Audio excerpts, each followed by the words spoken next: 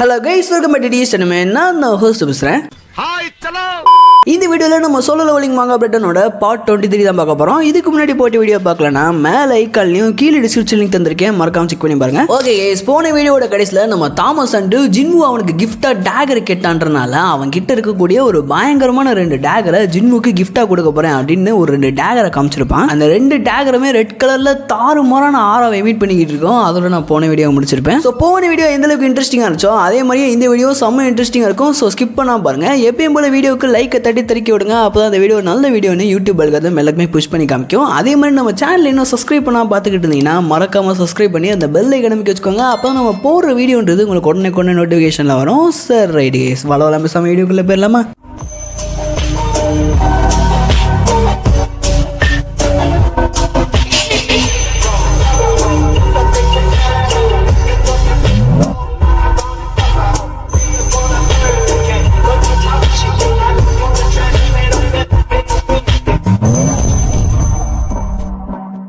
Okay guys, இந்த சாப்டரோட ஸ்டார்டிங்கில் நம்ம ஜின்னாவையும் ஜின்னுவோட அம்மாவையும் காட்டுறாங்க. அப்போ ஜின்னா அவங்க அம்மா கிட்ட, அம்மா நம்ம ஏன் வேற ஒரு அப்பார்ட்மெண்ட்டுக்கு மூவ் ஆகக்கூடாது, இது ரொம்ப பழசாயிருச்சுமா அப்படின்ற மாதிரி அவங்க அம்மா கிட்ட ஜின்னா சொல்கிறா. அதுக்கு அவங்க அம்மா, இது ரொம்ப பழைய அப்பார்ட்மெண்ட்டாக இருந்தாலும் இது எனக்கு ரொம்ப பிடிச்ச அப்பார்ட்மெண்ட்மா, இதை விட்டு போகணுன்னு எனக்கு மனசு வராது அப்படின்ற மாதிரி சொன்ன உடனே இதை கேட்டு ஜின்னா அப்போ சரி விடுங்க அப்படின்னு சொல்லிட்டு நைஸாக அந்த இடத்த விட்டு கிளம்ப ட்ரை பண்ணுறா. அப்போ அவங்க அம்மா பின்னாடி இருந்து, ஜின்னா குட்டி, அழகு குட்டி, உன் கை ஃப்ரீயாக இருந்துச்சுன்னா அந்த பால்கனியில் காயிற துணியை மட்டும் மடிச்சிருமா அப்படின்ற மாதிரி ஜின்னா கிட்ட சொல்கிறாங்க. இதை கேட்டுச்சுன்னா, உங்களுக்கு ஏதாச்சும் வேலை செய்யணும்னா மட்டும் என்னை இப்படி பாசமாக கூப்பிடுங்க அப்படின்னு சொல்லிட்டு பால்கனியில் காய போட்டிருக்க துணியை எடுக்கிறக்காண்டி போறா. பட் ஜின்னா பால்கனிலேருந்து ஏதோ ஒன்று பார்த்து செம்ம ஷாக் ஆகி மறுபடியும் திட்டு வீட்டுக்குள்ள ஓடி வரதோட அப்படியே கட் பண்ணி இந்த பக்கம் நம்ம ஜின்னுவோட ஆஃபீஸை கட்டுறாங்க. ஜின்னுவோட ஆஃபீஸ்க்கு வெளியே ஏகப்பட்ட ரிப்போர்ட்டர்ஸ் குமிஞ்சு கிடக்குறாங்க. என்னடா அது, ஜின்னுவோட ஆஃபீஸ்க்கு வெளியே எப்பயுமே இவ்வளோ ரிப்போர்ட்டர்ஸ் இருக்க மாட்டாங்களே, திடீர்னு இவ்வளோ பேர் இருக்காங்க அப்படின்ற மாதிரி நம்ம ஜின்னுவோட ஆஃபீஸ்க்குள்ள போய் பார்த்தா தக்காளி ஜின்னுவோட ஆஃபீஸ்க்குள்ள தாமஸ் அண்ட்ரி உட்காந்துருக்கான். அப்போ அந்த ஆஃபீஸ்ல இருந்து நம்ம ஜின்ஹோவும் அந்த ஆஃபீஸில் இருந்த மெம்பர்ஸும் செம்ம ஷாக் ஆகுறாங்க. இவன் என்னடா இங்கே பண்ணிக்கிட்டு இருக்கான் அப்படின்ற மாதிரி எல்லாரும் செம்ம ஷாக்கில் உட்காந்துக்கிட்டு இருக்காங்க. அந்த இடத்துல ஜஸ்ட் தாமஸ் அண்ட்ரி மட்டும் வரல, ஜெர்மனியோட கிரேட்டஸ்ட் அண்ட் ஸ்ட்ராங்கஸ்டான ஹண்டரான லியோனட்டும் அந்த இடத்துக்கு வந்திருக்கான். இந்த லியோனட்ன்றவன் ஃபெடரல் பியூரோ ஆஃப் ஹண்டர்ஸோட ரேங்கிங்கில் 12வது இடத்துல இருக்கான். ஸோ இவங்க 2 பேரும் வந்து கிட்டத்தட்ட 2 மணி நேரத்துக்கு மேலே ஆகும் போது இவங்க 2 பேருமே ஜின்வோ பார்க்கறக்காண்டி தான் வந்திருக்காங்க. பட் ஜின்வோ ஆஃபீஸில் இல்லாதனால நம்ம ஜின்வுக்கு ஃபோன் அடிச்சுக்கிட்டே இருக்கான். பட் அந்த ஜின்வோ பைப்பில் ஃபோன் எடுக்க மாட்டேங்கிறான். அந்த சமயத்தில் ஜின்ஹோக்குனாலும் பயத்தில் ஓவத்த கலக்குது. பிகாஸ் அவன் முன்னாடி உட்காந்துருக்கு ஒன்றும் சாதாரண ஆள் கிடையாது, ஒன் ஆஃப் தி கிரேட்டஸ்டான ஹண்டர்ஸ்ல ஒருத்தன். அதே சமயத்தில் ஜின்ஹோ பயன்படுத்துற மாதிரி தாமஸ் ஆண்ட்ரியும் அங்க உட்காந்துக்கிட்டு அவனோட ஆரோவை ஃபிளெக்ஸ் பண்ணிக்கிட்டு இருக்கான். அப்ப இதை பார்த்து லியோனாட்டு, என்னடா தாமஸ் ஆண்ட்ரியும் ஜின்ஹோவை பார்க்கறதுக்காண்டி வந்திருக்கான், நான் இன்னைக்கு ஜின்ஹோவை பார்க்க முடியுமான்னு தெரியலையே அப்படின்ற மாதிரி யோசிச்சுக்கிட்டு இருக்கும் போதே அப்ப தாமஸ் ஆண்ட்ரி ஜின்ஹோ கிட்ட, என்ன ஜின்ஹோ எப்போதுமே ஆஃபீஸ்ல இருப்பான் அப்படின்ற மாதிரி பேசிக்கிட்டு இருந்தாங்க, இன்னைக்கு என்ன ஆளை காணோம் அப்படின்ற மாதிரி நம்ம ஜின்ஹோ கிட்ட தாமஸ் ஆண்ட்ரி பேசிக்கிட்டு இருக்கும் போதே நம்ம ஜின்ஹோ ஆஃபீஸ்க்கு வந்துடுறான். ஜின்ஹோ ஆஃபீஸ்க்கு வந்ததுக்கு அப்புறம் தான் அங்க இருந்து எல்லாத்துக்குமே ஒரு மன அமைதின்றதே கிடைக்குது. ஏன்னா இந்த தாமஸ் ஆண்ட்ரி பைப்பில் எப்போ என்ன பண்ணுவான்னு தெரியாமல் அவங்க எல்லாம் பாய்ந்து நடுங்கிட்டு இருந்தாங்க. ஜின்வு வந்த உடனே அப்பாடா ஒரு வழியாக தப்புச்சிட்டோண்டா அப்படின்ற மாதிரி எல்லாம் அப்படியே குஷியாகிறாங்க. அப்போ தாமஸ் ஆண்ட்ரியை பார்த்த ஜின்வு, வழக்கத்துக்கு மாற கீழே அவ்வளோ ரிப்போர்ட்டர்ஸ் இருக்கும் போதே நினச்சேன் இந்த பைப்பில் தான் வந்திருக்குன்னு, அதே மாதிரி உன்னோட ஆறாவே நல்லா சென்ஸ் பண்ண முடிஞ்சு அப்படின்ற மாதிரி மனசுல நினச்சிட்டு ஆஃபீஸ்க்குள்ள வந்து ஜின்ஹோவை பார்க்க, அப்போ ஜின்ஹோ உசுறு விட்ட மாதிரி ஏன் என்னோட ஃபோன் எடுக்கல அப்படின்ற மாதிரி ஜின்வு கிட்ட கேட்க, அதுக்கு ஜின்ஹோ கிட்ட வர வழியில் அங்கே நிற்கிங்க நான் டஞ்சன்ஸ் ஓப்பன் ஆயிருந்துச்சா, அதை பார்த்தும் பார்க்காம என்னால் வர முடியாதுல்ல, அதனால தான் அதெல்லாம் ரைட் பண்ணி முடிச்சுட்டு வரதுக்கு கொஞ்சம் லேட் ஆயிடுச்சு அப்படின்ற மாதிரி நம்ம ஜின்ஹோ கிட்ட சொல்றான். ஆக்சுவலாக நம்ம ஜின்ஹோ சும்மா ஒன்று இந்த டஞ்சன்ஸ்லாம் ரைட் பண்ணிட்டு வரல, இக்ரீஸ் அண்ட் பெரு ரெண்டுத்தோட பவருமே அப்கிரேட் ஆக போறதுனால அந்த பவர்ஸை சீக்கிரமா அப்கிரேட் பண்றதுக்காண்டி இந்த டஞ்சன்லாம் ரைட் பண்ணிட்டு வந்திருக்கான். ஸோ போன வீடியோட கடைசியில் நம்ம தாமஸ் ஜின்வுக்கு 2 டேகரை கிஃப்டா கொடுக்கறதுக்கு ரெடியா இருப்பான்ல, அது நடந்து கிட்டத்தட்ட ஒரு சில மாசமோ இல்ல ஒரு சில நாட்களோ கடந்திருக்கு. ஏன்னா அந்த சமயத்தில் தாமஸோட கையில் அடிபட்டிருக்கும் இல்லையா, பட் இப்போ பார்த்தீங்கன்னா தாமஸோட கை ஃபுல்லா ஹீல் ஆயிருக்கும். தாமஸ் அவன் கையில் அடிபட்டிருக்கும் போது ஜின்வு கிட்ட, என் கை நல்லா சரியானதுக்கு அப்புறம் நம்ம 2 பேரும் சேர்ந்து ஒரு லஞ்ச் சாப்பிடலாம் அப்படின்ற மாதிரி ஜின்வு கிட்ட சொல்லியிருப்பான் இல்லையா, அதை ஃபுல்ஃபில் பண்றதுக்காண்டியும் ஜின்வு கிட்ட அவன் கேட்ட கிஃப்ட் கொடுக்கறதுக்காண்டியும் தான் இந்த இடத்துக்கு தாமஸ் வந்திருக்கான். வந்த பைப்ல ஜின்வுவை நைஸான வட்டி வாப்பா லஞ்ச் சாப்பிட போலாம், அதே மாதிரி நான் உனக்கு ஒரு ஃபென்டாஸ்டிக்கான கிஃப்ட் வச்சிருக்கேன் அப்படின்ற மாதிரி ஜின்வுவை கூட்டிட்டு போறான். இதை பார்த்து அங்க இருந்த லியோனாட்டு, எப்பா நானும் உங்க லஞ்ச்ல ஜாயின் பண்ணிக்கலாமா அப்படின்ற மாதிரி கேட்க,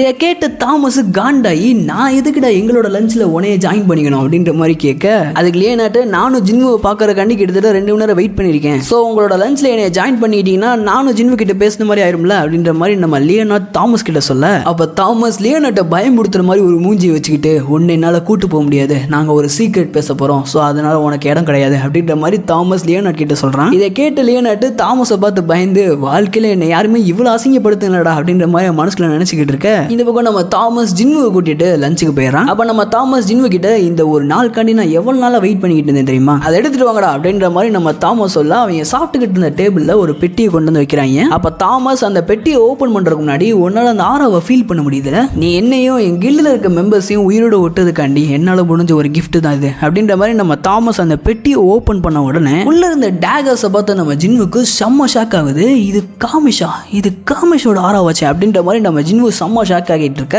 இதை பார்த்த தாமஸ், பரவாயில்ல ஜின்வு, கரெக்டா கண்டுபிடிச்சிட்டேன், இந்த ரெண்டு டேகர்ஸ்மே காமிஷோட ஒரு சின்ன பாடி பார்ட்ல இருந்து உருவானதுதான். ஆக்சுவலா யூஎஸ் கவர்மெண்ட் தான் காமிஷோட மொத்த கிராப்ஸையும் ஹோல்ட் பண்ணிக்கிட்டு இருக்கு, அதுல இருந்து ஒரு பீஸ கூட வெளியே விடல. இருந்தாலும் நான் காமிஷ் கூட சண்டை போடும் போது அது என்ன ஒரு கடி கடிச்சு அதோட பல்லு ஒண்ணு என் மேல இன்சர்ட் பண்ணிருக்கோம். அதுக்கப்புறம் அந்த காமிஷ் டிஃபீட் பண்ணதுக்கு யூஎஸ் கவர்மெண்ட் அந்த பல்ல என்ன பெருமைப்படுத்துற மாதிரி எனக்கே அதை கிஃப்டா கொடுத்துட்டாங்க. சோ அந்த காமிஷோட சின்ன பல்லுல இருந்து உருவாக்கப்பட்ட டேகர்ஸ் தான் இது, இந்த ரெண்டு டேகர்ஸ்மே இப்போ உனக்கு சொந்தமானது அப்படின்ற மாதிரி நம்ம தாமஸ் ஜின்வு கிட்ட சொல்ல, அந்த சமயத்துல நம்ம ஜின்வு அந்த டேகர்ஸை கையில எடுத்தோடனே அதோட பவர்ஸை ஃபீல் பண்ணி செம்ம ஷாக் ஆகிறான். ஏன்னா இதுக்கு முன்னாடி டீமன் கிங்ஸ்னு ரெண்டு டேகரை யூஸ் பண்ணிட்டு இருப்பான். ஸோ ஜின்னு வச்சிருந்த டேகர்ஸ்லேயே அந்த டீமன் கிங் டேகர் தான் இது வரைக்கும் ஸ்ட்ராங்கஸ்டா இருந்துச்சு. பட் இப்போ இந்த காமிஷோட டேகர்ஸ்க்கு முன்னாடி அந்த டீமன் கிங்கோட டேகர்ன்றது ஒரு புசுறு மாதிரி செம்ம வீக்கா இருக்கு. பிகாஸ் அந்த அளவுக்கு காமிஷோட டேகர் அபரிவிதமான பவர்ஸை ஹோல்ட் பண்ணிட்டு இருக்கு. அப்ப ஜின்னு அந்த டேகரை கையில் எடுத்தோடனே செம்ம ஃபாஸ்டா அந்த டேகரை யூஸ் பண்ணி பார்க்கறான். அப்ப இதை பார்த்த தாமஸ், ஓ ஜின்னு டேகரை ரொம்ப ஃபாஸ்டா சுத்துறேன்னு கை தவறி அதை ஏன் மேல விட்டுறாத, அந்த டேகரை வச்சு என்னை ஈஸியா ஸ்லைஸ் பண்ண முடியும். ஈவன் என்னோட ரீஇன்ஃபோர்ஸ்மெண்ட் பவர்ஸ் யூஸ் பண்ணி நான் என்னோட பாடியை ஸ்ட்ரென்தன் பண்ணாலும் அந்த டேகர் ஒரு பட்டரை கட் பண்ற மாதிரி என்னை கட் பண்ணிடும். நான் கொடுத்த கிஃப்ட்டை வச்சு என்னை போட்டு தள்ளிட மாட்டேன் அப்படின்ற மாதிரி நம்ம ஜின்வு கிட்ட தாமஸ் விளையாட்டுக்கு கேட்கறான். அப்ப ஜின்வு அந்த டேகரை யூஸ் பண்ணிட்டு இருக்கும் போதே அவனோட மனசுக்குள்ள,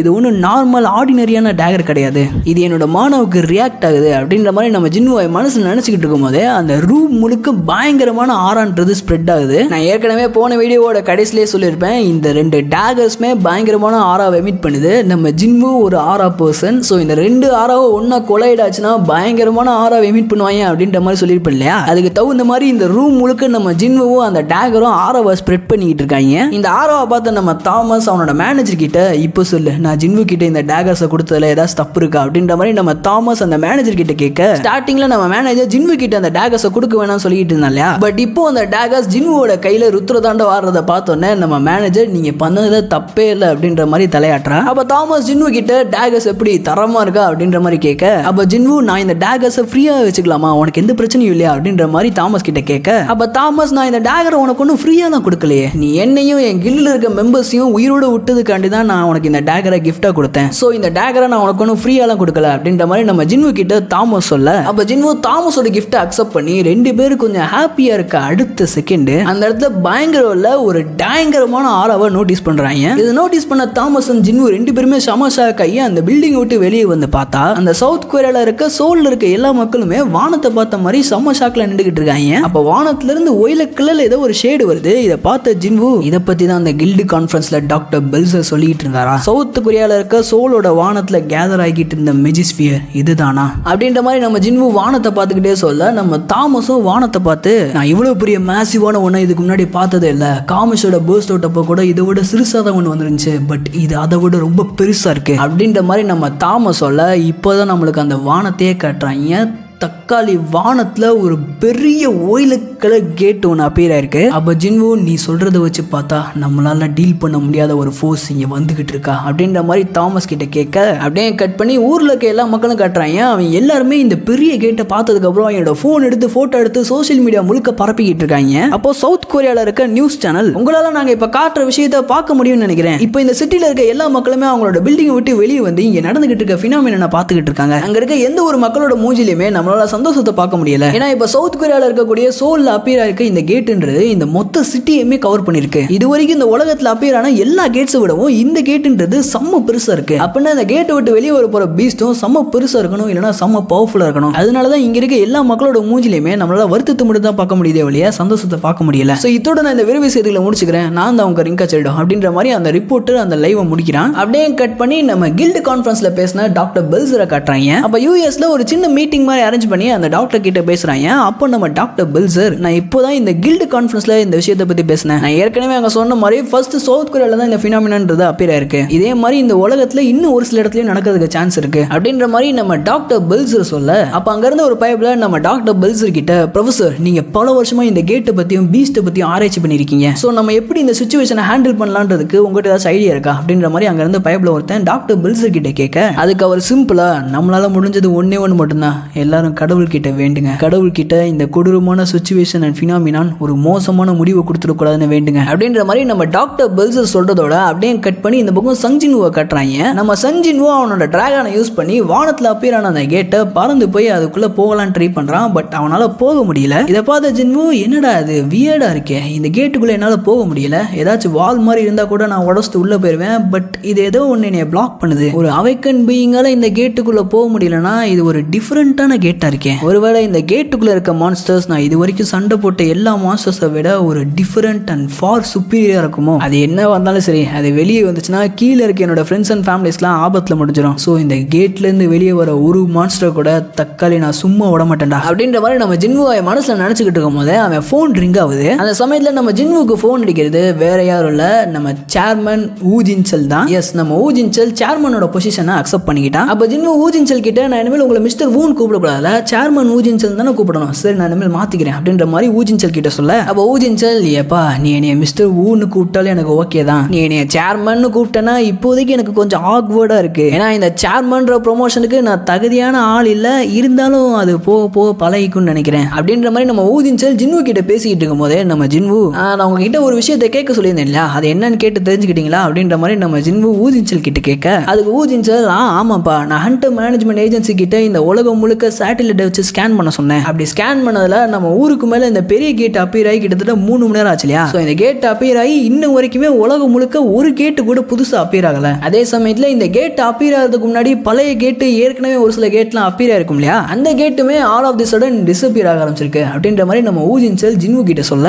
இதை கேட்ட ஜின்வு மனசுக்குள்ள இது எல்லாமே ஒரு கோஇன்சிடென்ஸ் கிடையாது அப்படின்ற மாதிரி நினைச்சுக்கிட்டு இருக்கும் போதே, அப்போ ஊஜின்செல் நம்மளோட பிளான் படி யாரையும் பயமுடுத்தாம அந்த கேட்டு பக்கத்தில் இருக்க மக்கள் எல்லாமே ஸ்டெப் பை ஸ்டெப்பா எவாக்குவேட் பண்ணிக்கிட்டு இருக்கோம். ஸோ நீ என்ன பண்ண போற, உன்னோட பிளான் என்ன அப்படின்ற மாதிரி நம்ம ஊஜின்செல் ஜின்வு கிட்ட கேட்க, அப்ப ஜின்வு ஊஜின்செல் கிட்ட, நாளைக்கு என்ன நடக்க போகுதுன்றது எனக்கு தெரியாது, இருந்தாலும் நான் இந்த இடத்த காப்பாற்றுவேன் அப்படின்ற மாதிரி நம்ம ஜின்வு சொல்றதோட அப்படியே கட் பண்ணி நம்ம ஹண்டர் அசோசியேஷனோட ஜிம்னாசியத்தை காட்டுறாங்க. அங்க நம்ம ஜின்வு அண்ட் பெரு ரெண்டு பேருமே பயங்கரமா கிளாஷ் பண்ணி ட்ரைனிங் எடுத்துக்கிட்டு இருக்காங்க. ஆக்சுவலா இந்த ட்ரைனிங்ன்றது ஜின்வு அவனை பவர்ஃபுல் ஆக்குறது கிடையாது, ஜின்வு பெருவை பவர்ஃபுல் ஆக்கிக்கிட்டு இருக்கான், அவனுக்கு ட்ரைனிங் கொடுத்துக்கிட்டு இருக்கான். அப்ப பெரு ஜின்வு மேல ஏகப்பட்ட அட்டாக்ஸா விதவிதமா லான்ச் பண்ணுது. நம்ம ஜின்வு அந்த எல்லா அட்டாக்ல இருந்து டாஜ் ஆயிரான். இருந்தாலும் நம்ம பெரு அதோட பவர்ஸை ஹோல்ட் பண்ணுதுன்ற விஷயத்தை நம்ம ஜின்வு நோட்டீஸ் பண்ணிட்டு பெருவோட ஒரு அட்டாக்கை ஸ்டாப் பண்ணி, பெரு நீ உன்னோட பவர்ஸை ஃபுல்லாவா யூஸ் பண்ற அப்படின்ற மாதிரி நம்ம ஜின்வு பெரு கிட்ட கேட்க, அப்ப பெரு டக்குன்னு ஜின்வு முன்னாடி மண்டி போட்டு, மை கிங் உங்களை எதிர்த்து நான் எப்படி என்னோட ஃபுல் பவரை யூஸ் பண்ணுவேன் அப்படின்ற மாதிரி ஜின்வு கிட்ட கேட்க, இதை கேட்ட ஜின்வு, பரவாயில்ல பெரு நீ உன்னோட பவர்ஸை ஃபுல்லா யூஸ் பண்ணு,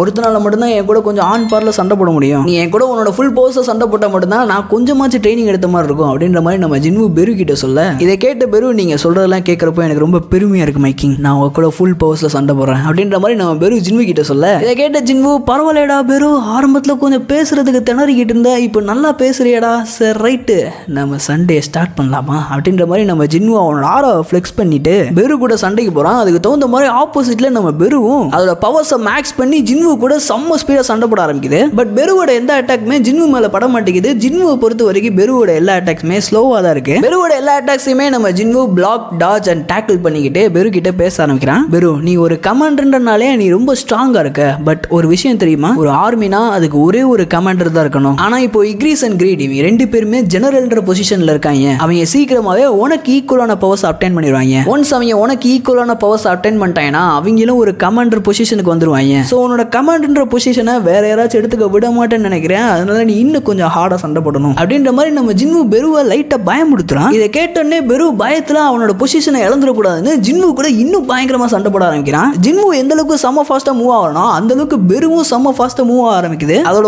ஒரு அட்டாக்கும் பயங்கரமான டேமேஜ் ஏற்படுத்துது. அந்த ஜிம்னாசியம் முழுக்க பெருவோட அட்டாக்னால ஏகப்பட்ட இடத்துல பள்ளமா இருக்கு. பட் ஜின்வுக்கு பெருவோட இந்த ஸ்ட்ரென்த் அண்ட் பவர்ஸ்ன்றது பத்தல. ஏன்னா பெரு ஜின்வுவோட ஷேடோ ஆர்மிலேயே ஒரு ஸ்ட்ராங்கஸ்டான ஷேடோவா இருந்தாலும் பெரு அந்த மோனாக்ஸ் எதிர்த்து சண்டை போடுறதுக்கு ஒரு ஸ்ட்ராங்கஸ்டான ஷேடோ கிடையாது அப்படின்ற மாதிரி நம்ம ஜின்வா மனசுக்குள்ள நினைச்சிட்டு பெருவோட அட்டாக்ல இருந்து டாஜ் ஆகி அதோட கையை பிடிக்க பெரு மறுபடியும் ஜின்வு ஜின்னுவை அட்டாக் பண்ண வருது. பட் சடனா ஜின்வு அந்த இடத்துல இருந்து வேனிஷ் ஆகி பெரு பின்னாடி அப்பியர் ஆகிறது மட்டும் இல்லாம பெருவோட வயிற்றுல அவனோட அட்டாக்கை லான்ச் பண்ண அடிச்சு அடிக்கு பெருநாள் பறந்து போய் சவத்தை முட்டி உடச்சிக்கிட்டு இருக்கு. அப்ப பெரு ஜின்வு கிட்ட மை கிங் உங்களோட பவர்ஸை பாக்குறப்போ இந்த லவ்லி சர்வெண்ட்டுக்கு ரொம்ப பிரமிப்பா இருக்கு அப்படின்ற மாதிரி நம்ம பெரு ஜின்வு கிட்ட சொல்ல இதை கேட்ட ஜின்வு டேய் சும்மா இந்த டிராமால வர மாதிரிலாம் பேசிக்கிட்டு இருக்காது சரியா அப்படின்ற மாதிரி நம்ம பெரு கிட்ட சொல்ல பெரு உடனே சின்ன குழந்தையா மாறிடுது. நான் அப்படிலாமா பேசுறேன் அப்படின்ற மாதிரி பெரு ஜின்வுவை பாக்குது. அந்த சமயத்துல இவங்க ரெண்டு பேரும் ஜிம்ல ட்ரைனிங் எடுக்கிறேன்னு மொத்த ஜிம்மே அடிச்சு நொறுக்கி வச்சிருக்காங்க. அப்ப எல்லாத்தையுமே நம்ம ஜின்வு சேர்மன் ஊஜின்சல் கிட்ட சொல்லி இந்த மாதிரி இந்த ஜிம்னாசியத்தை வேலை பார்க்கறதுக்கு என்கிட்ட ஒரு 300 ஆன்ஸ் இருக்கு, அதை வச்சு இந்த ஜிம்னாசியத்தை திரும்ப கட்டிக்கோங்க அப்படின்ற மாதிரி சேர்மன் கிட்ட ரொம்ப அமைதியா சொல்லிக்கிட்டு இருக்கான். அப்படியே கட் பண்ணி இந்த பக்கம் சவுத் கொரியால தாமஸ் ஆண்ட்ரியூ தங்கி இருக்க ஹோட்டலை காட்டுறாங்க. தாமஸ் ஆண்ட்ரியோட மேனேஜர் என்ன நீங்க இங்கேயே தங்கலான்னு முடிவு பண்ணிட்டீங்களா அப்படின்ற மாதிரி தாமஸ் கிட்ட கேட்க இதை கேட்ட தாமஸ் ஒரு பியூட்டிஃபுல்லான விஷயத்தை பார்க்கறத விட்டுட்டு என்னால திரும்பலாம் ஊருக்கு போக முடியாது, ஒரு பெரிய கேட்டு, நெருப்ப கக்கிற டிராகன், சங்ஜினுவோட பவர்ஸ், இந்த மாதிரி பியூட்டிஃபுல்லான திங்ஸ் எல்லாம் விட்டுட்டு எப்படி என்னால ஊருக்கு போக முடியும்? இந்த மாதிரியான விஷயத்தெல்லாம் பார்க்கும்போது என் மனசு அப்படியே மென்மையாயிரும். இதுதான் எனக்கு வேணும். என்னை பொறுத்த வரைக்கும் அழகான ஒண்ணுனா நான் இந்த மாதிரியான விஷயங்களை தான் சொல்லுவேன் அப்படின்ற மாதிரி நம்ம தாமஸ் மேனேஜர் கிட்ட சொல்ல இதை கேட்ட மேனேஜர் எனக்கு என்ன தோணுதுன்னா இந்த கேட்டை விட்டு உங்களால கூட ஹேண்டில் பண்ண முடியாத ஏதோ ஒரு பெரிய விஷயம் வெளியே வரப்போகுது, அதே சமயத்துல ஹண்டர்ஸ் பீரோ உங்களுக்கு எதுவும் ஆயிடக்கூடாதுன்னு பயப்படுறாங்க அப்படின்ற மாதிரி நம்ம மேனேஜர் தாமஸ் கிட்ட சொல்ல அப்ப தாமஸ் நீ சொல்றது ஒரு வகையில் உண்மைதான், இந்த கேட்டு விட்டு வெளியே வரப்போற ஏதோ ஒண்ணு என்னால ஹேண்டில் பண்ண முடியாம போறதுக்கும் அதிக சான்ஸ் இருக்கு. ஆனா ஹண்டர்ஸ் பீரோ எதுக்கு பயப்படுறாங்க? இந்த உலகத்திலேயே ஒரு சேஃபஸ்டான பிளேஸ்னா அது சஞ்சின்வு பக்கத்துல இருக்கிறது தான். ஒருவேளை இந்த கேட்டை சஞ்சின்வால கூட க்ளோஸ் பண்ண முடியலனா வேற யாராலையுமே க்ளோஸ் பண்ண முடியாது. அதனாலதான் நான் இங்கே இருந்து இங்க என்ன நடக்க போகுதுன்றத நான் என்னோட 2 கண்ணால பார்க்கணும்னு ஆசைப்படுறேன். இந்த உலகத்துல இருக்க மேன்கைண்ட் இந்த கேட்ல இருந்து சர்வைவ் ஆவாங்களா மாட்டாங்களான்றத நான் என் கண்ணால பார்க்கணும் அப்படின்னு நம்ம தாமஸ் சொல்றப்போ அவனோட ஷேடோக்கு பின்னாடி அந்த ஒயிலட் கலர் கேட்டை காட்டுறாங்க பாருங்க. தக்காளி தாறு மாறான ஃப்ரேமா இருக்கு. அப்படியே கட் பண்ணி அந்த மிகப்பெரிய கேட்டுக்கு கீழே இருக்க சிட்டி மக்கள் எல்லாத்தையுமே அந்த இடத்துல இருந்து எவாக்குவேட் பண்ற ப்ராசஸை காட்டுறாங்க. மக்கள் எல்லாமே அவங்களோட காரை யூஸ் பண்ணி தப்பிக்கலாம் ட்ரை பண்றப்போ அந்த இடம் முழுக்க டிராஃபிக் ஜாம் ஆகுது. நிறைய பேர் நடந்து அந்த இடத்த விட்டு தப்பிச்சிடலாம் அப்படின்ற மாதிரி இறங்கி நடக்க ஆரம்பிச்சிட்டாங்க. இந்த மாதிரி எல்லா மக்களும் அவங்களோட வீட்டை காலி பண்ணி பயந்து ஓட ஆரம்பிக்கிறாங்க. ஆனா அதுக்கு அப்படியே ஆப்போசிட்டா ஜின்னுவோட வீட்டுல அவங்க அம்மா மட்டும் செம்ம காமன் கூலா அவங்களோட வீட்டு வேலையை பார்த்துக்கிட்டு இருக்காங்க. அப்ப ஜின்னா அம்மா எல்லாரும் ஊரை விட்டு கிளம்பி ஓடிக்கிட்டு இருக்காயம்மா, நம்மளும் கிளம்புவோமா அப்படின்ற மாதிரி அவங்க அம்மா கிட்ட கேட்க அப்போ ஜின்னாவோட அம்மா இந்த இடம் ஒரு வார் சோனா மாறப்போகுதுன்னா நீ எந்த இடத்துக்கு போனாலும் சாக தான் போற, அதுக்கு நீ இங்கேயும் அங்கேயும் ஓடிட்டு இருந்த இடத்துல செத்து போயிடலாம்ல. அது மட்டும் இல்லாம கவர்மெண்ட் இன்ன வரைக்கும் நம்ம இருக்க இடத்த எவாக்குவேட் பண்ண சொல்லி யார்ட்டையுமே சொல்லல, இவங்களா தான் எல்லாரும் கிளம்பி ஓடிக்கிட்டு இருக்காங்க அப்படின்ற மாதிரி நம்ம ஜின்னாவோட அம்மா சொல்ல இதை கேட்டு ஜின்னா செம கடுப்பாயி இங்க பாருங்கம்மா நான் இன்னும் காலேஜில் கூட ஜாயின் பண்ணல, என் லைஃப் நான் இன்னும் என்ஜாய் பண்ண கூட ஆரம்பிக்கல, அதுக்குள்ள நான் சாகணுமா, அதுக்கெல்லாம் வாய்ப்பே இல்லை, எனக்கு அந்த ஆசையே கிடையாது அப்படின்ற மாதிரி நம்ம ஜின்னா அவங்க அம்மா கிட்ட கத்த இதை கேட்ட ஜின்னாவோட அம்மா நீ சொல்றதுலயும் ஒரு பாயிண்ட் இருக்கு, இருந்தாலும் நம்மளுக்கு ஒன்றும் ஆகாது, நம்ம எல்லாத்தையுமே ஜின்னு ப்ரொடெக்ட் பண்ணுவான், எப்படி உங்க அப்பா நம்ம எல்லாத்தையுமே ஆரம்பத்தில் ப்ரொடெக்ட் பண்ணிட்டு இருந்தாரோ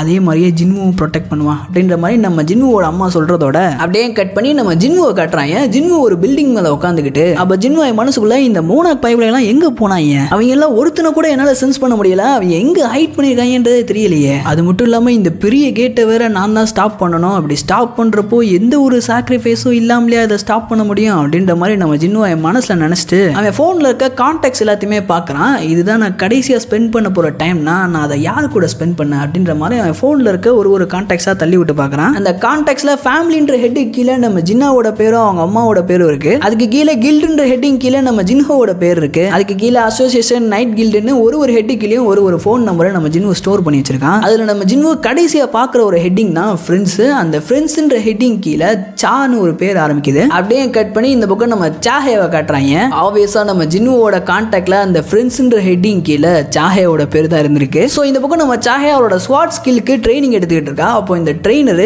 நீ ரீசெண்டா இப்போ உன்னோட ஸ்வாட ஸ்விங் பண்றதுக்கு ரொம்ப ஹெசிடேட் பண்ற சாஹே, அந்த விஷயத்தை என்னால நல்லா சென்ஸ் பண்ண முடியுது, உன்னோட மனசுன்றது ரொம்ப பயந்து இருக்கு, ஆக்சுவலா என் மனசுமே ரொம்ப பயந்து தான் இருக்கு, சொல்லப்போனா நான் சண்டை போட்ட மாஸ்டர்ஸை விட பயங்கரமான மாஸ்டர்ஸ்குள்ள நீ சண்டை போட்டிருக்க, பட் நான் என்னோட கையை இழந்தப்போ எந்த மாதிரி ஃபீல் பண்ண தெரியுமா அப்படின்ற மாதிரி நம்ம கோச் ஒரு பெரிய கதை சொல்ல ஆரம்பிக்கிறதுக்கு முன்னாடி நம்ம சாஹேவோட போன் ரிங் ஆக ஆரம்பிக்குது. இதை பார்த்த கோச் சாரி நான் எங்கெங்கயோ போக ஆரம்பிச்சிட்டேன், நீ ஒரு ஹண்டர் தானே, ஹண்டர் எப்போதுமே அவனோட காலை ஆன்சர் பண்ணி ஆகணும், ஸோ உன் கால் எடுத்து பேசு அப்படின்ற மாதிரி நம்ம கோச் சாஹே கிட்ட சொல்ல அப்போ சாஹே அந்த கால் எடுத்து பேசிட்டு டக்குன்னு நம்ம கோச் கிட்ட கோச் நான் சீக்கிரமா அந்த இடத்த விட்டு போகணும், எனக்கு ஒரு வேலை வந்திருக்கு அப்படின்னு சொல்லிட்டு அந்த இடத்த விட்டு கிளம்பிடுறான். அப்படியே கட் பண்ணி இந்த பக்கம் ஒரு அம்யூஸ்மெண்ட் பார்க்க காமிக்கிறாங்க. ஓகே கைஸ் நம்ம இதோட வீடியோ முடிச்சுக்கலாம்னு நினைக்கிறேன்.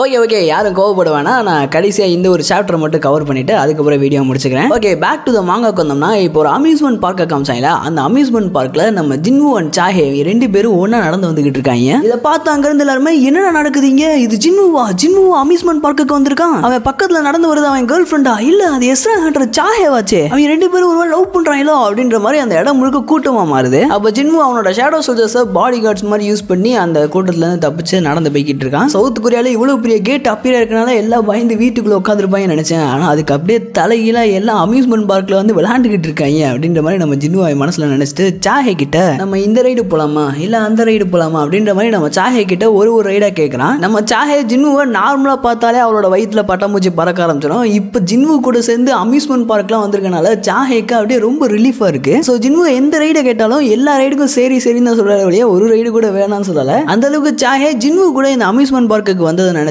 ரொம்ப சந்தோஷமா இருக்கான். ஏன்னா சாஹே கிட்டத்தட்ட ஒரு 2 வருஷமா எஸ்ரா ஹண்டரா இருக்கா. அந்த 2 வருஷத்துல சாஹே ஒரு தடவை கூட வெளியே பிக்னிக், ஊர் சுத்தி பாக்குறது, தேட்டருக்கு போறதுன்னு எந்த ஒரு என்டர்டைன்மெண்ட் ஆக்டிவிட்டிஸுமே பண்ணாம அவ ஒர்க்குன்னு சுத்திக்கிட்டு இருந்திருப்பா. பட் இப்போ நம்ம ஜின்வு கூட அம்யூஸ்மெண்ட் பார்க்குக்கு வந்திருக்கிறது நம்ம சாஹேக்கு ரொம்ப ரிலீஃபா இருக்கு. அந்த சமயத்துல நம்ம சாஹே ஜின்வு கிட்ட உனக்கு இந்த மாதிரி இடம்லாம் பிடிக்குமா, உனக்கு அம்யூஸ்மெண்ட் பார்க்லாம் பிடிக்குமா அப்படின்ற மாதிரி நம்ம சாஹே ஜின்வு கிட்ட கேட்க, அதுக்கு ஜின்வு ஆக்சுவலா எனக்கு இந்த இடத்துல ஒன்றும் பெருசா இன்ட்ரெஸ்ட்லாம் இல்லை, இருந்தாலும் நான் கடைசியா ஒருக்கா இந்த இடத்த பார்த்துட்டு போலாமே தான் வந்தேன் அப்படின்ற மாதிரி நம்ம ஜின்வு சாஹே கிட்ட சொல்ல, அப்போ இதை கேட்ட சாஹே அதெல்லாம் சரி என்ன எதுக்கு உன் கூட கூட்டிட்டு வந்த அப்படின்ற மாதிரி நம்ம ஜின்வு கிட்ட கேட்க, அதுக்கு ஜின்வு நீ தான் என்னோட ஒரே ஒரு ஃப்ரெண்டு அப்படின்ற மாதிரி நம்ம சாஹே கிட்ட சொன்னேன். சாஹேக்கு செம்ம ஷாக் ஆகுது, என்னது நான் ஜின்வுவோட ஃப்ரெண்டா அப்படின்ற மாதிரி ஷாக் ஆகுறா. அப்போ ஜின்வு உனக்கு அது ஞாபகம் இல்லையா, அந்த டபுள் டஞ்சனு வியர்ட் ஸ்டாச்சு, அந்த வியர்ட் ஸ்டாச்சு கிட்ட நீ இந்த மாதிரி அவன் என்னோட ஃப்ரெண்டு அப்படின்ற மாதிரி சொல்லிட்டு இருந்தில்ல, அது உனக்கு ஞாபகம் இல்லையா அப்படின்ற மாதிரி நம்ம ஜின்வு சாஹே கிட்ட கேட்கறான். அதாவது நம்ம சாஹே ஆர்கிடெக்ட் கிட்ட ஜின்வு என்னோட ஃப்ரெண்டுடா, அவனுக்காண்டி நான் என்ன வேணாலும் பண்ணுவேன் அப்படின்ற மாதிரி ஆர்கிடெக்ட் கிட்ட சொல்லியிருப்பாங்க. அததான் இந்த இடத்துல நம்ம ஜின்வு சாஹே கிட்ட சொல்றா. இதை கேட்டோன்னே சாஹேக்கு செம்ம வெக்கமாயிருது, நீ அது எல்லாத்தையுமே கேட்டுக்கிட்டு இருந்த அப்படின்ற மாதிரி நம்ம ஜின்வு கிட்ட கேட்க,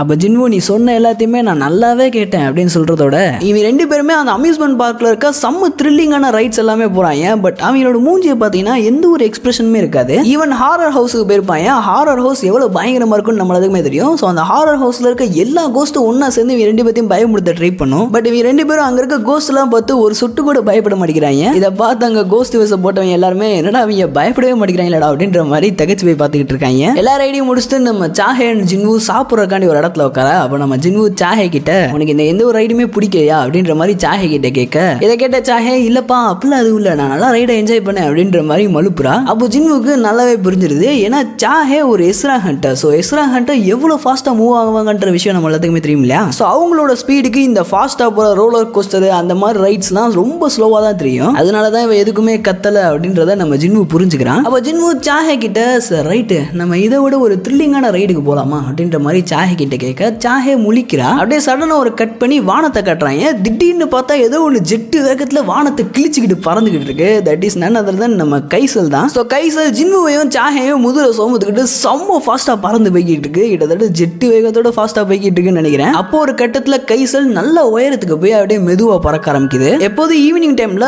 சன்செட்டு கீழிருந்து பார்த்தாலே ரொம்ப அழகா இருக்கும். பட் இவங்க 2 பேரும் வானத்துல இருந்து பாக்குறனால அந்த சன்செட்ன்றது செம்ம ரொமான்டிக்கா ரொம்ப அழகா இருக்கு. அப்ப ஜின்வு சாஹே கிட்ட இப்ப என்ன நினைக்கிற, இது எப்படி இருக்கு அப்படின்ற மாதிரி நம்ம சாஹே கிட்ட கேட்க, அதுக்கு சாஹே நம்ம செம்ம ஃபாஸ்டா ரொம்ப உயரத்துல போய்கிட்டு இருக்கோம், இது ரொம்ப அழகா இருக்கு அப்படின்னு நம்ம சாஹே சொல்ல, அந்த சன்செட்ல இவங்க 2 பேரும் பறந்து போய்கிட்டே இருக்காங்க. அப்ப சாஹே ஜின்வு கிட்ட, ஜின்வு உன்னால இப்படி ஒரு அழகான விஷயத்தை எக்ஸ்பீரியன்ஸ் பண்ண முடியுதுன்னா நீ எதுக்காண்டி அம்யூஸ்மெண்ட் பார்க்குக்கு போற அப்படின்ற மாதிரி நம்ம சாஹே ஜின்வு கிட்ட கேட்க, அதுக்கு ஜின்வு அந்த அம்யூஸ்மெண்ட் பார்க்ல ஒரு தடவை கேட் ஒன்று அப்பியர் ஆச்சு, அந்த கேட்ல தான் எங்க அப்பா தொலைஞ்சு போனாரு, அதனால தான் நான் அந்த அம்யூஸ்மெண்ட் பார்க்குக்கு போகணும்னு ஆசைப்பட்டேன் அப்படின்ற மாதிரி நம்ம ஜின்வு சாஹே கிட்ட சொல்ல, இதை கேட்ட சாஹே ரொம்ப நன்றி ஜின்வு, எனக்கு நீ நிறைய ஹெல்ப் பண்ணிருக்க அப்படின்ற மாதிரி நம்ம ஜின்வு கிட்ட சொல்ல, இதை கேட்டு ஜின்வு இன்னும் நான் உன்ட்ட காமிக்க வேண்டிய இடம்லாம் முடியலமா, இன்னொரு இடம் இருக்கு வா அதை காட்டுறேன் அப்படின்ற மாதிரி சாஹேவை இன்னொரு இடத்துக்கு கூட்டிட்டு போறான். அப்படியே கட் பண்ணி ஒரு கன்ஸ்ட்ரக்ஷன் சைட்டை கட்டுறாங்க. சாயங்காலம்ன்றது அப்படியே கொஞ்சம் கொஞ்சமா இருட்ட ஆரம்பிக்குது. ஸோ இருட்டானதுக்கு அப்புறம் நம்ம ஜின்வு சாஹேவை ஒரு காட்டுக்குள்ள கூட்டிட்டு போறான்.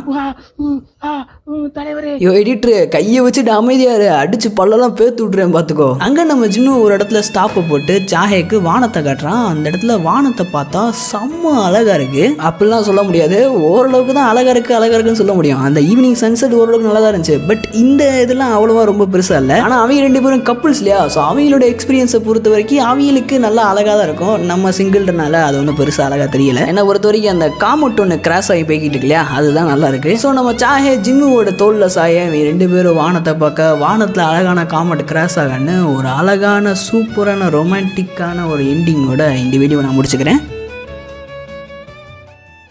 ஓகே கைஸ், இந்த வீடியோவோட கடைசியில் நம்ம ஜின்னு அண்ட் சாஹேவோட ரொமான்டிக் சீனோட இந்த வீடியோவை செம்ம பீஸாக முடிச்சிருக்கோம். அடுத்த வீடியோவில் என்ன கலவரம் நடக்க போது, ஜின்னு எவன் கூட சண்டை போட்டு அடிச்சு சட்டையை கிழிச்சிட்டு சுத்த போறான்னு தெரியல. உங்களுக்கு அடுத்து என்ன நடக்க போகுதுன்றது தெரிஞ்சாலும் அதை கமெண்ட்ஸை சொல்லி ஸ்பாயில் பண்ணாதீங்க. அதுக்கு பதிலாக ஜின்னு அண்ட் சாஹேவோட ரொமான்டிக் சீன் காமிச்சிருந்தாங்க. அதுக்கு அவுட் ஆஃப் 5 ரோசஸ் எத்தனை ரோஸ் கொடுப்பீங்கன்றத கமெண்ட்ஸை சொல்லுங்க. பார்க்கலாம் எத்தனை பேருக்கு ஜின்னு அண்ட் சாஹேவோட ரொமான்டிக் சீக்வன்ஸ் பிடிச்சிருக்குன்றத. ரைட் கைஸ், வீடியோ உங்களுக்கு பிடிச்சிருக்குன்னு நினைக்கிறேன். அப்படி வீடியோ பிடிச்சிருந்தா நான் ஆரம்பத்திலே கேட்ட மாதிரி 1000 லைக்ஸ் சீக்கிரமா தட்டி விடுங்க. எவ்வளவு சீக்கிரமா வீடியோக்கு 1000 லைக் கிடைக்குதோ அவ்வளவு சீக்கிரமா நான் அடுத்த வீடியோ அப்லோட் பண்ண ட்ரை பண்றேன். அதே மாதிரி நம்ம சேனல் இன்னும் சப்ஸ்கிரைப் பண்ணாம பார்த்துக்கிட்டு இருந்தீங்கன்னா மறக்காம சப்ஸ்கிரைப் பண்ணி அந்த பெல் ஐக்கன் அமைக்க வச்சுக்கோங்க. ரொம்ப நாளா இந்த 75,000லேயே நம்ம தேய்ச்சிக்கிட்டு இருக்கோம். கொஞ்சம் வீடியோ பார்க்குற எல்லாருமே அந்த சப்ஸ்கிரைப் பட்டனை தட்டி விட்டு பார்த்தீங்கன்னா நம்ம 1 lakh சப்ஸ்கிரைபர்ஸ் நெருங்கும் போது ஒரு அதிர்ச்சிகரமான சம்பவம் வச்சிருக்கேன். ஸோ மறக்காம அந்த சப்ஸ்கிரைப் பட்டனை தட்டி விட்டுட்டு அந்த பெல் ஐக்கன் அமைக்க வச்சுக்கோங்க. அப்போ நம்ம போடுற வீடியோன்றது உங்களுக்கு ஒன்று நோட்டிஃபிகேஷன்ல வரும். ரைட் கைஸ், வீடியோ பிடிச்சிருந்தா வீடியோக்கு லைக் பண்ணிருங்க. இந்த வீடியோ பிடிச்சிருந்தா டிஸ்னிமே சேனல்ல போற எல்லா வீடியோ பிடிக்கும். ஸோ மறக்காம செக் பண்ணி பாருங்க. ஓகே, இதே மாதிரி அமேசிங்கான வீடியோவில் பார்க்கலாம். Till then, bye from DXD Anime.